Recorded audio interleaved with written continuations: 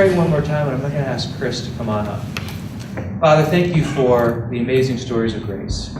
Thank you for how you brought transformation to our hearts, how you've done it through the blood of Jesus who died for us on the cross. Thank you that you did not hold back your love, but you paid the ultimate price through your Son. And we want to give you a lot of worship for that tonight, and even with our words now, all the praise for what you've done. May these words soak into our hearts in a new, fresh way tonight. And we pray in Christ's name. Amen. Thank you, Chris. Hey guys, how you guys doing? All right, well, I've been going to Liquid for about almost a year now. And many of you are new faces, which is amazing. But the past 3 months, I've been actually in Los Angeles, California. But before that, I've been a Christian for roughly about over a year. Last February, I gave my life to Christ, and I was just in a really deep, dark place. I was broken. I know many of you in this room are broken right now or have been broken, so you can definitely relate. But I struggled with addictions and struggled with identity. I had a drug addiction. I was addicted to alcohol, sex, pornography, suicide, depression, things like that. And the Lord just overtook me. You know, I grew up in that perfect home. What society would call a perfect home. You know, loving parents. Grew up in that Christian home where you know I went to church every Sunday and every Wednesday and things like that. And I know many of you have done that before. But I was taught what church was and not who Jesus was. So I grew up in that routine of what religion was, what these rules and regulations were, and I hated it really. So when I was about 14 or 15, my parents decided I was old enough to decide if I can go to church or not. So I decided to sleep in and skip and stuff like that. So that's when I started just falling apart, really, just really not knowing who I was. I was very depressed, and I used to be a little short, fat kid, so it didn't really help out the situation.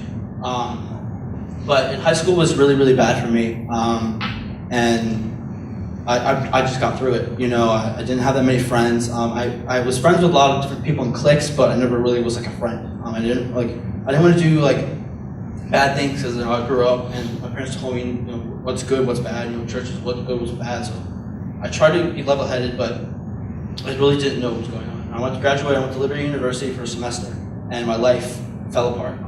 I saw hypocrisy. I saw, you know, the church and things like that. And I was like, I do not want Christ in my life. If this is what it's like, then I don't want anything of it. So I walked away from God. So then my life just went downhill from there. And like I said, I struggled with all these addictions and things like that, and dated the wrong people and got in bad situations. And you know, my friend Corey, he's the one who got me back in the church. He made deals with me going out some Saturday nights. He would drive me home because I'd be plastered, but I have to go to church with him on Sundays. And I was still hungover and I was still drunk from the night before. About probably the 4th or 5th Sunday, February 19th of last year, the Lord really hit me. I was sober, and that was it. God just woke me up, and he's like, what are you doing, dude? Like, what are you doing? Like, I've been chasing after you your entire life. I've done everything for you, so why are you doing this? I fell to my knees, and I just was broken. I felt, you know, just fell back in love with God.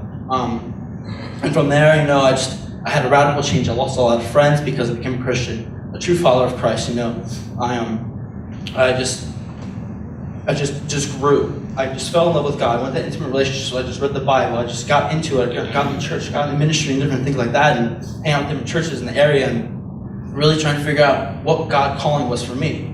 And so I really wanted to go to California. I wanted to do homeless missions by myself. I would fly over there, go to Skid Row by myself, and just pray and just live with the people. My friend Emily told me about the Dream Center, and it's out in Los Angeles, and basically it's a 400,000 square foot old hospital building that we revamped, and it builds up to the community. We deal with over 50,000 people a month. We donate, you know, hand out 1.8 million pounds of food a month to people. We have over 200 different ministries. So I applied for that in June, and I was just like, you know, let's do this. But I didn't hear anything back till September. But during that time, those 4 months, I worked with the community. I worked with youth groups. I worked with Liquid. I worked with, you know, Bible study and other churches. because I really wanted to help out the community, help out people, because I feel like God was just like, I want you to do this now. From a person who went to York College for business and doing that to now God's calling me to be in the ministry and being a pastor, it was a huge change. So I got back in September, I found out that I was going to Los Angeles. I got accepted into an internship program. I just started a relationship with Chelsea, and I didn't know what to do, because I was like, I'm comfortable here, I just started a relationship and things like that, like, why should I go to California? It took me 4 months to tell me, to help me raise money and stuff like that, and I'm like, I can't go. But Chelsea was a big push for me to go. She told me, I'm not going to stay away with God's will for you. You got to go out here. I got to finish stuff here. You got to go out there and serve. So I decided to go. On February 1st, I boarded a plane one way to LAX, and I've never been to California before. So I got off a plane, not knowing anybody, and had some random person pick me up from the airport. So that was scary. But then I read the Dream Center, and my life has transformed. I not only have like 2 or 3 more minutes to go, but I have so much to talk about, because I work in Adopt the Block. I work in the foundational ministry of what the Dream Center is. I work and I see thousands upon thousands of people per week, per month. The past 3 months I've been there, I've seen lives change. I've seen my own life be broken and changed again. Working with city kids, working in the projects. I'm the only white person in this area, in the areas where I'm working with, and right then and there, it's very different, especially coming from a small town in Pennsylvania and things like that. It's very different. But God is an awesome God. With the song we just sang with Rose Rise, idols are going to bend and break, but our God is never going to fail you. I look at that as everything that I struggle with, I bent and broke, but God never failed me. He was there through everything, and seeing that. So I know many of you here are new faces, and I would love to meet you guys after this, and I would love to just talk about what the Dream Center is and things like that. And it's radical things. I dropped everything in Pennsylvania, flew across the country, not knowing anybody, and God's just like, I got a plan for you, dude. Don't worry about it. Don't stress about it, because I got this. Trust in me. Not trust in yourself or worry about other people. Trust in me. So my life has radically changed. I work with kids. I work with single moms who have 6 and 7 kids. I work with kids who've never had parents before because they either killed themselves, killed each other, or they're in jail. I work with homeless people who have absolutely nothing. Picking up people and bringing them to church, and these homeless people live on Skid Row, have a corporate box in the backpack full of clothing, but yet they enjoy coming to church because they know they get to worship God, and they don't complain about anything. The smallest things that we complain about, it's ridiculous, because I look at my own life and I'm just like, I complain about this, but these people have nothing, and they said that they have God, they love God. So I challenge you guys to really just break out into the community, love each other, love your neighbor and things like that. I know everybody's just like, oh, it's in the Bible, so I guess we're, but really do it. Cause people to come here. We're so blessed to have a place like this because we are allowed to feel like we belong before we have to believe. Walk through these doors, we're not shoving Jesus down your throat. We're not telling you, you have to believe in God to be here. I delivered furniture to a man last week. He was homeless for 8 years. He finally got Section 8 housing. He's a Russian Muslim, and we were able to go in there and pray with him and things like that. And we interacted with him. And for us to do that, in the Muslim culture, you're not allowed to interact with other Christians, stuff like that. But God calls us to interact with everybody, because we're all brothers and sisters here. So why don't we just do it? So I just encourage you guys to just love each other. I'm out here. I'm only here for a week. Next Monday, I'm flying back out to California. I'm there for another 9 months. I'll be there till middle of next February, till my internship's up there, and I'm coming back home. And I'm planning a church in Lancaster. So I'm really excited about that. Internship's fun. I'm out there. I'm working 70 plus hours a week. Adopt the Block is the most busiest ministry that we have out of 200. I don't have a day off. And it's all for free. I don't get paid for this. But it's from the grace of God that I have loving people back home and here that have blessed me with funds and just prayer. Prayer is so important. So you guys just have fun. Love God and be yourself with it. Don't feel like you have to shy away from the world because you're a Christian, or feel like you can't stand up for yourself because society isn't telling you to, because you have to, because that's what God calls us to do. So thank you guys for your time. I'm hoping, you people will come up and ask me questions, stuff like that, because I'm just so excited to be back and see these new faces. So thank you guys so much for your time. Maddie's up next.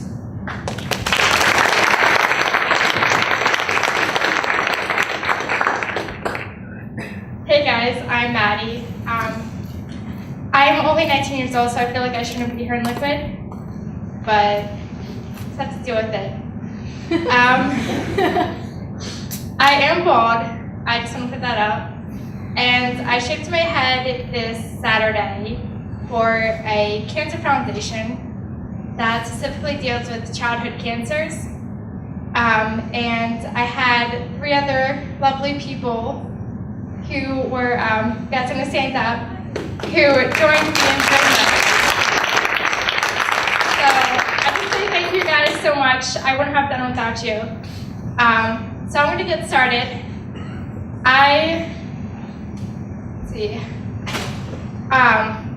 Where I really struggled with being a Christian was when I was in middle school, and it was just kind of hard for me because I felt like I had nobody with me. When I was in 8th grade, my dad decided that he didn't want to be a part of my life anymore, and he stopped calling me and broke every single promise that he made when him and my mom got divorced when I was in kindergarten. And I had told my dad everything. I failed my first class in 7th grade. I told my dad before I could even tell anybody else.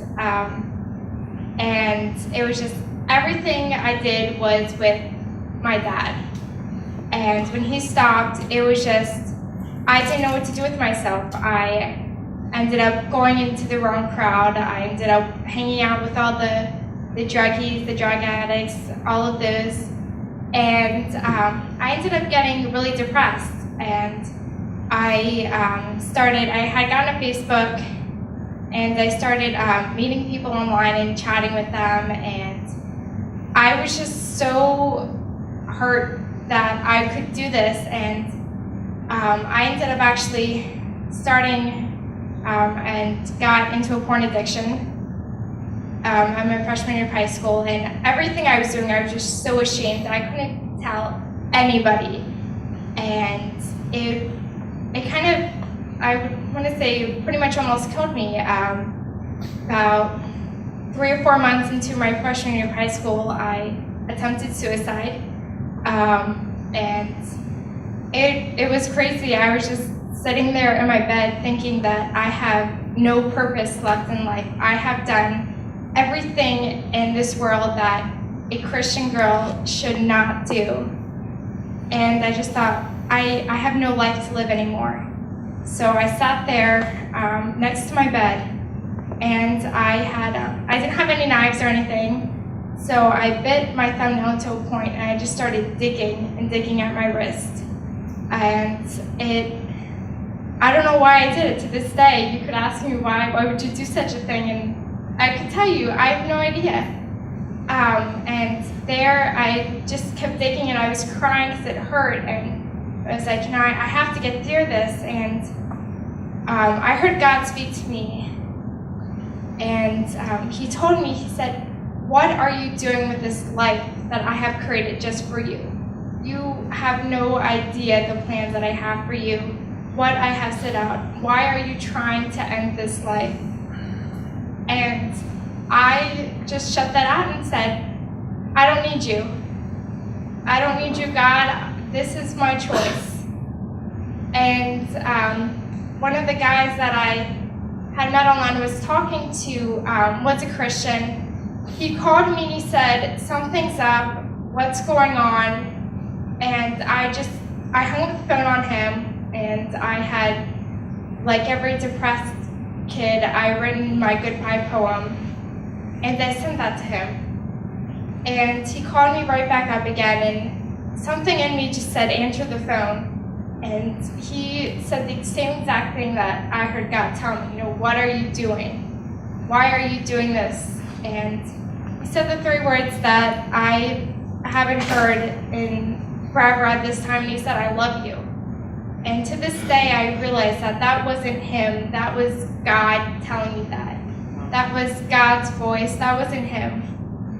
And it's been a rough 5 years since then. I've gone through 4 different counselors. I went to a psychiatrist. My mom took me, and they said, you can either do one of 2 things. You can either go on antidepressant medication, or you can go to counseling. And I'm like, I already take medication for ADHD. I ain't taking any other pills.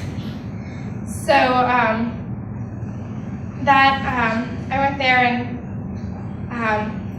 the summer before my junior year, I actually had this amazing opportunity to volunteer at River Valley Ranch.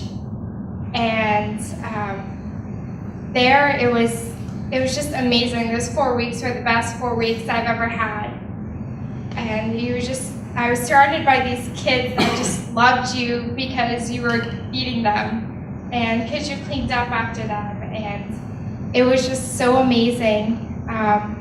And there we had services pretty much every day, and I learned something powerful, and I learned how to forgive. And in those 4 weeks, I had doubted my faith. I had just given up on God, and then I was able to forgive myself, and did the biggest thing that I could ever do is I forgave my dad. I forgave my dad for everything he's ever done to me, all the emotional pain, everything. I forgave my dad. And forgiving my dad, I was able to forgive everybody, and I struggled the rest of the year, and actually all my years of school getting bullied, and I was able to forgive everybody that could ever pick on me. And it was just so amazing to be able to forgive. So I guess what I would say for you guys is that forgiveness goes a long way. It can affect you, it can affect everyone that you touch. That's it.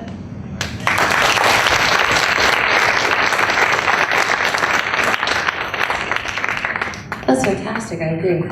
Hi guys, I'm Lee. I'm the Kool-Aid girl now, but I accept that. So what I'm going to share with you tonight is some things I really haven't shared with another group of people, which is exciting, and it's a stretching experience. So I crossed the line of faith in, I would say, phases.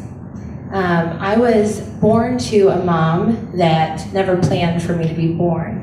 My mom became a drug addict when she was 13. She got hooked on narcotics through my great-grandmother, and her addiction continued until she died. So my mom had a dream to live in San Francisco, to be a hippie. She lived in Haight-Ashbury Park, and one day she got pregnant by some guy. Thankfully, she kept me. She didn't have an abortion, and our life began. So I was born in a very hostile environment. My mom was in and out of rehab. I was in and out of foster care. But I will tell you that from the beginning, I knew that God was with me. Having flashbacks and just thinking about my childhood, I always had a peace. There was always this sense that I was kind of removed from situations, even though I was in the middle of some really abusive situations. And I think really tragic event that happened when I was 6, my mom was murdered. She was beaten into a coma, and then she died 12 days later. And I had this choice to make. God was looking me in the face and saying, I am with you always. Do you believe me? And honestly, it was like a 50-50. God, I know you're real in my mind. I'm going to church. I know that you love me, but why would you let this happen? I never knew my dad, so now I'm an orphan. I'm a drug-babied orphan. And I began this journey with God to really learn who I was. And we just heard about a story about a journey of identity. And I'm walking that road. I think I still am. But God revealed himself in a way that he was very present. So I'm 24, so I've been on this long journey to I've really been praying for parents. I always had the question in my mind, God, why didn't you give me parents? My grandma raised me all by herself, my mom's mom, but I had this longing for parents. And I'm here to tell you that whenever you cross the line of faith, things just don't happen, right? Sometimes we hear things in the church that say, if you find Jesus, everything's going to get better. That's not true. That's not how it works. They're lying to you. But God has given me a peace, and God did answer my prayer. So I got married a year ago to a guy named Peter, and thank you. It'll be a year at the end of this month. It's really exciting. And Peter comes from a very traditional family, and the Lord gave me parents for the first time, and it's extremely. It's a blessing. It's a challenge. I have a dad, so I've got some dude who's all like up in my business, you know. Thankfully, I didn't have to do it when I was 13, like some of you. Learning curve, very interesting. But my whole life I've been praying, God, I really want parents, and God provided. It took 24 years, but He answered my prayer. So if you're crossing the line of faith, or if you haven't crossed the line of faith and you have questions in your heart, my best encouragement to you is to keep asking.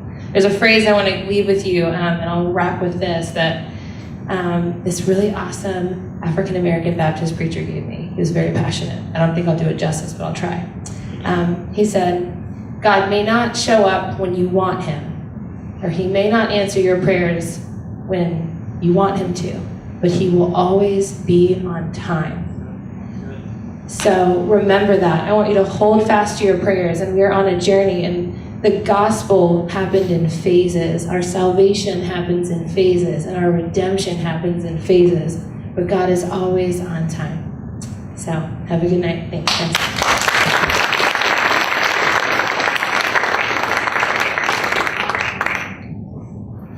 Hey guys, my story is actually very similar to Lee's. I don't like using mics because I'm loud. Use one. Oh, We're okay. taping. Use Never mind, we're taping, so I'll use one.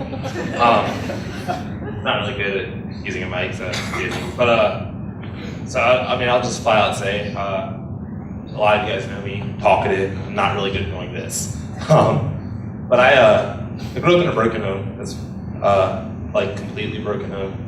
At a very young age, had to learn to grow up. Like at the age of 5, my dad wasn't in the picture. My mother was a heroin addict, and I was taking care of my sister and my little brother at the age of 5. Like literally, like getting up and getting me and my sister dressed for school and making a bottle for my little brother and going off to school and, you know, being an adult. And from there, like, all I can really say is from that point, like from childhood till now, I've always been in God's hands. Like He's carried me through life to get me to where I am today. It took a lot for my mom, it took a very serious situation to get my mom to realize she had to get her life together. We lost my little brother when I was 5. He passed away because of neglectful parenting, and that was just harmful, like very devastating to my entire family. Me and my sister got split up, taken to separate foster homes, and we were apart for a long time. And I just remember being a kid and just praying to God just to unite my family again and bring us all back together.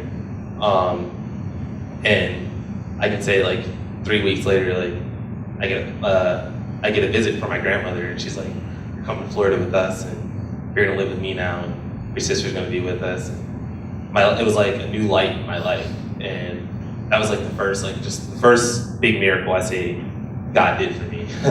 He moved me from a terrible situation to a wonderful situation. I got to live with my grandmother, and once my mom got good again, I had the option to go back with her. I chose to, and it was a mistake at first.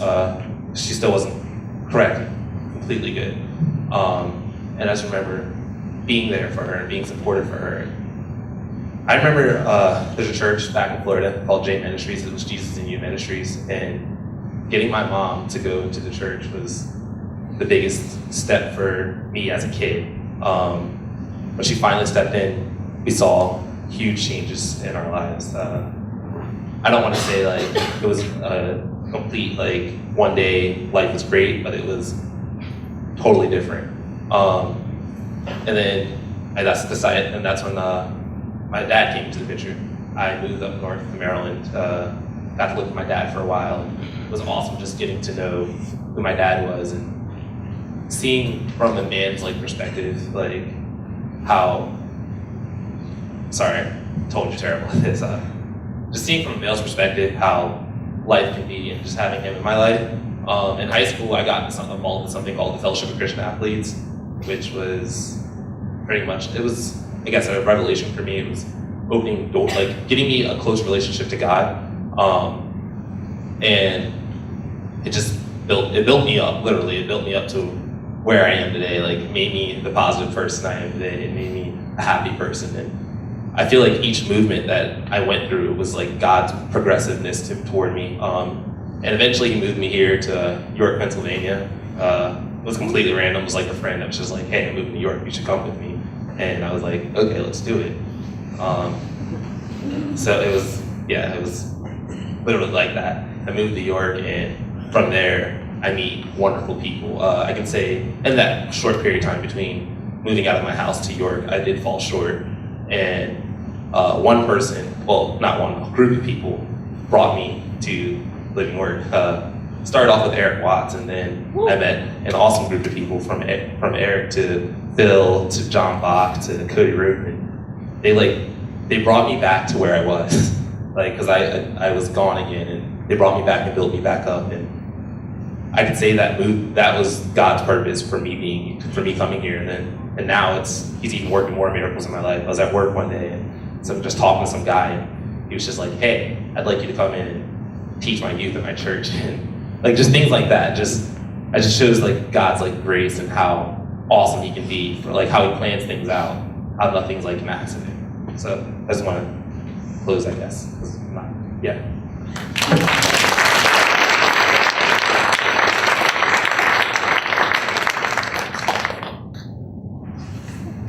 All right, thanks to everyone who's gone so far. You guys did great. All right, so I possibly won't make you guys stand up or do an awkward icebreaker again this time. But anyway, I guess I should start at the beginning. So first there was the womb. That was fun. But then after that, when I was born, my name was Daniel John Dimsack. And about 2 weeks or so after I was born, I was adopted into my current family right now, where I was named Eric Watts. My birth mother's name was Kim, and my parents I live with now are Chris and Scott. So, as an adopted child, you always have that, that connection with your real mother, because like we share umbilical cords, so of course we have a connection. But I only got to meet her twice, once when I was 2 and once when I was 7. I really can't remember much of it. I just remember it was very brief, and especially the distance between 2 and 7. As a child, I couldn't really understand why I didn't get to really see my real mom, because even from a very early age, my parents told me I was adopted, which I'm so glad they did.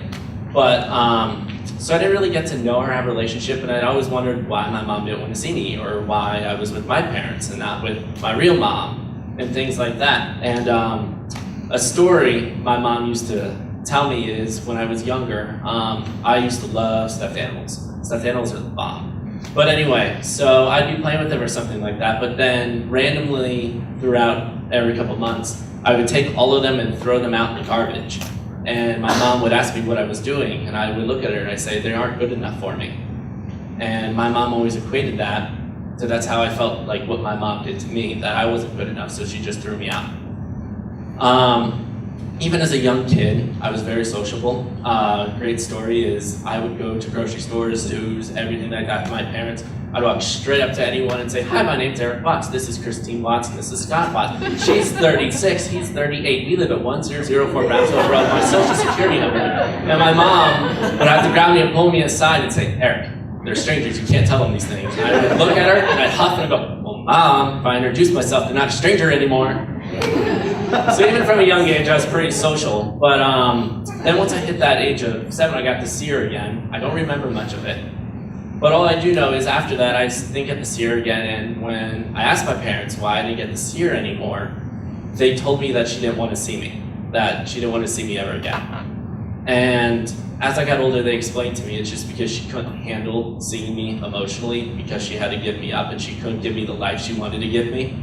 But as a young kid, I couldn't understand that. the way that processed in my mind was, my mom rejected me. My mom doesn't want me. I'm not good enough for my mom. And I thought moms were supposed to be the one person that no matter what, they love you. So if the one person, I didn't even mess up as a baby. So basically without even messing up, my mom didn't want me. So who would ever want me? Why am I worth anything? And I couldn't figure out why. So I became completely withdrawn. I became incredibly introverted. I wouldn't talk to anyone. It became so bad that I had to be homeschooled all the way through elementary school because I wouldn't talk to other kids. I would just sit there with my head down and I just couldn't interact. So my parents had to pull me out and teach me at home because they're the only people I felt comfortable with. They tried to put me into elementary school in 5th grade, didn't work at all, and they just had to take me back out. And it was really tough, especially as I started to get a little bit older. I started to have nightmares of my mom repetitively screaming at me over and over and over again that I don't love you and I never will love you and no one ever will. And I know now that was the devil trying to really get at me, but it was just awful. Almost every night I'd wake up crying because I didn't feel loved and just my mom screaming at me over, and I'd be terrified to go back to sleep. I never wanted to go to bed. It was just awful. And so I grew up in a Christian home, so I believed God was real. That doesn't mean I necessarily followed him. I was a good kid though, and then we hit 7th grade, and my parents said, Eric, we're gonna put you in public school now because you need to learn how to have social skills. I was like, fine. So I started going to public school, and I actually started to break out of my barrier a little bit. I met a couple of friends. I had this really close group of friends. It was just a few. But my graduating class at the school I went to at that time was 1,100. So it was absolutely impossible for everyone to know everyone. So you had your little group of friends and that was it. And I was totally fine with that. So I made that group of friends. I started to break out of my shell a little bit. I met my youth pastor, Will, at that time, who was a huge influence on my life and my faith. And I started to learn a little bit more about God and who Jesus was and things like that. And then in 9th grade, about 3/4 of the way through, where I went to school currently there, that was still middle school in 9th grade, we hit about 3/4 of the way through 9th grade, and my parents say, oh, by the way, in 2 weeks we're moving. And I was like, what? So I kind of got hit with a brick real quick. So in a matter of a few weeks, we packed up all our stuff and moved off. So in a weekend, I went from middle school to high school 3/4 of the way through. So that's when I moved to Shrewsbury and I started going to Susquehanna. Well, that's when all the shyness kicked back in, and all of a sudden I just started going completely downhill from there. I got really mad at God. I couldn't figure out why he would take me from a good situation and put me into one I wasn't comfortable with, or one where I was sad again. And then my fears and my anxiety started to come back out. I started having the dreams very badly again. I became completely withdrawn. And I started going to Susquehanna then. So I was there for the last quarter of 9th grade and the first 2 quarters of 10th grade. And it became so bad my parents had to pull me out again and homeschool me the rest of 10th grade. Because I couldn't talk to anyone, I couldn't face anyone. I was terrified of people because I just felt so rejected by everyone and by everything. And then, so between 10th and 11th grade, I got just fed up with God. I was like, well, obviously you're not helping me out here, so why should I listen to you? You're dead to me. So I decided I was going to join the football team. I don't know why. It just was like, hey, Eric, that's a great way to make friends. So I decided to join the football team. So I did, and I was terrible, but that's okay. So I did that. I met some good friends through there. They weren't very good as far as getting into the right stuff, but they were friends, and I didn't feel rejected, and that was good enough for me. So I started going to parties, I started going to places where I shouldn't have been. I started lying to my parents. I tried to plan parties in my house behind their back. Now, at these parties, there were drugs and alcohol and things like that. I never touched them because there was something in the back of my head that kept telling me, don't do that. But I was still there, and I felt just as guilty for being there. And then that was just a cycle that just continued, and I played football. I actually got a really bad injury. I had a concussion that knocked me out for 2 months and wiped out my whole math memory. That was annoying. But, so then I ended up, I got a call from my youth pastor, Will, who said, hey, Eric, it's been a while since we see you. We have an open spot at our youth retreat. Why don't you drive up and come see us? Because I was just got my license not too long before that. was like, okay, cool, I get to see all my old friends, that'll be a fun time, let's go. So I ended up going up that weekend, and just that weekend, the whole theme of it was just that Christ loves everyone and what he did for us. And it's a story I've heard 1,000 times. I don't know why though, but that time it just hit me.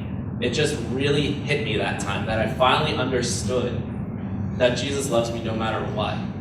And that it was, he accepts me. Why do I need other people that he would accept me no matter what I do? I don't need my mom to accept me, I don't need others to.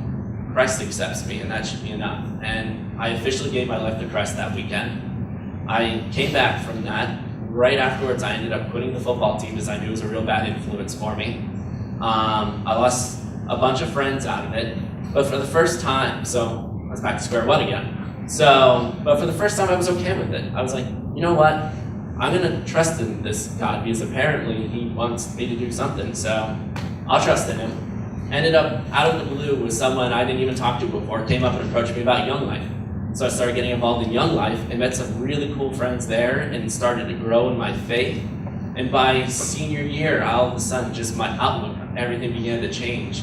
And I started to really just love Christ and just learn to love others, and that I didn't need to be accepted by everyone, and that even if I do get rejected, that Christ still loves me. And then I started feeling a calling towards youth ministry. So I got accepted to Eastern University and I was all set to go. And my graduation night, my grandparents, who were actually my biological grandparents, came to that. My mom didn't, but my biological grandparents did.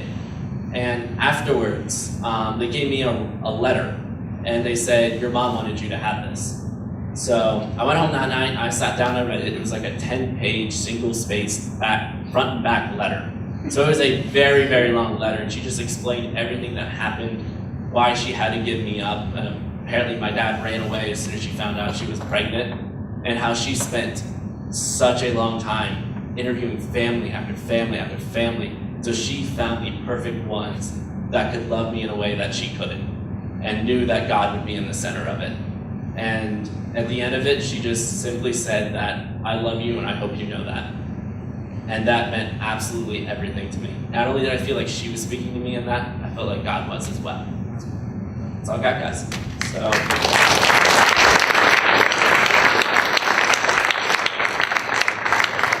If everyone wants to bow your head while the worship team comes up, I'll go ahead and close this in prayer. Dear Heavenly Father, I just want to thank you for this day. Thank you for all these great, amazing stories that you've created in all of us. Not just the 5 who came up here and shared, Lord, but the amazing story that you have in every single one of us, God. Some of them might be just beginning. Some of them might be still going. Some of them might have been going on for a long time. But I can guarantee you that everyone in this room, that none of them is finished, Lord. And I just pray that you continue to build those stories in us, continue to guide us where you want us to go, Lord. And for people in here who might not know who you are, Lord, I pray you can just reveal yourself to them and show them what your love is and who you are, like you've shown these amazing people who came up here and shared their story tonight, God. And I know there's tons of stories in here, and I hope to hear all of them someday, God, because everything you do in us is absolutely amazing. I thank you for sending your Son so that we can have these stories and have these relationships with you, God. And it's such a blessing on all of us. And Lord, I pray all of this in your wonderful, almighty name. Amen.